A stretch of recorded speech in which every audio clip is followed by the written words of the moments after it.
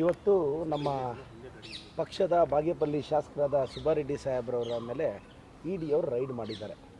ಅಂದರೆ ಕಾಂಗ್ರೆಸ್ ಶಾಸಕರನ್ನ ಪದೇ ಪದೇ ಐ.ಟಿ. ಮತ್ತು ಇ.ಡಿ. ಅವರು ಟಾರ್ಗೆಟ್ ಮಾಡ್ತಿದ್ದಾರೆ.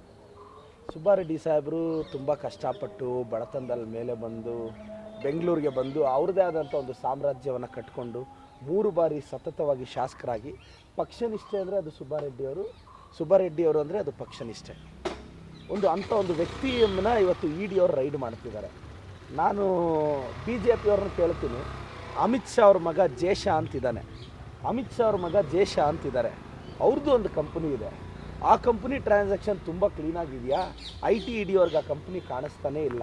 ನಿತಿನ್ ಗಡ್ಕರಿ ಅವ್ರಿಗೆ 17 ಶುಗರ್ ಫ್ಯಾಕ್ಟ್ರಿ ಇದೆ, ಅದ್ರ ಮೇಲೆ ಐ.ಟಿ. ಇ.ಡಿ. ಅವ್ರು ಹೋಗೋದೇ ಇಲ್ಲ. ಮಹಾರಾಷ್ಟ್ರ CM ದೇವೇಂದ್ರ ಫಡ್ನವೀಸ್ ಅವ್ರದ್ದು ಕಂಪ್ನಿಗಳಿದೆ, ಅದ್ರ ಮೇಲೆ ಯಾರೂ ಹೋಗೋದೇ ಇಲ್ಲ. ಅದಾನಿ ಮೇಲೆ ರೈಡ್ ಆಗಲ್ಲ, ಅಂಬಾನಿ ಮೇಲೆ ರೈಡ್ ಆಗಲ್ಲ, BJP ಅವ್ರ ಮೇಲೆ ರೈಡ್ ಆಗಲ್ಲ, ವಿಜಯೇಂದ್ರ ಅವ್ರ ಮೇಲೆ ರೈಡ್ ಆಗಲ್ಲ. ಐ.ಟಿ. ಇ.ಡಿ. ಅವ್ರಿಗೆ ಕಾಂಗ್ರೆಸ್ ಅವ್ರನ್ನ ನೋಡಿದ್ರೆ ಭಾಳ ಪ್ರೀತಿ.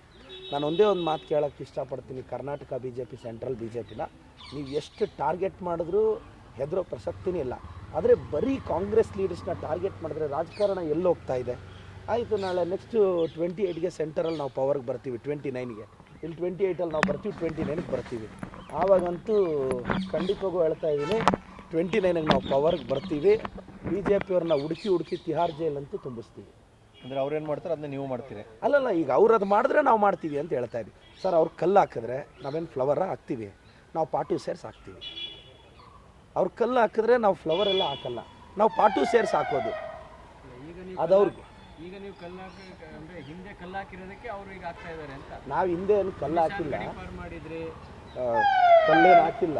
ಎಲ್ಲ ಸಿಟ್ಟಲ್ಲಿ ಅವ್ರು ತೀರಿಸ್ಕೊಂತ ಇದ್ದಾರೆ ಅಧಿಕಾರಕ್ಕೆ ಬಂದ ಮೇಲೆ ಅಂತ. ನೀವು CBI ಹಂಗೆ ಬಳಸಿದ್ರಿ, CBI ನಿಂಗೆ ಬಳಸ್ಬೋದು ಅಂತ ಹೇಳ್ಕೊಟ್ಟಿದ್ದೆ ಕಾಂಗ್ರೆಸ್ನವರು ಅಂತಾರೆ BJP. ಹಾಗೇನಿಲ್ಲ, ಅಂಥದ್ದೇನು ಯಾವುದೂ ಇಲ್ಲ. ಬಟ್ ನಾನು ಮತ್ತೊಮ್ಮೆ ಹೇಳ್ತಾ ಇದ್ದೀನಿ, BJP ಅವರು ಇದನ್ನು ರಿಯಾಕ್ಟ್ ಮಾಡೋದು ಒಳ್ಳೆಯದಲ್ಲ. ಸೊ ಕಾಂಗ್ರೆಸ್ MLAಗಳನ್ನ ಪದೇ ಪದೇ ಟಾರ್ಗೆಟ್ ಮಾಡಲಾಗ್ತಿದೆ, ಇದು ಒಳ್ಳೆಯದಲ್ಲ ಅಂತ ಮಾತ್ರ ನಾನು ಅಭಿಪ್ರಾಯ ಹೇಳಬಲ್ಲೆ. Okay, thank you sir. Thank you.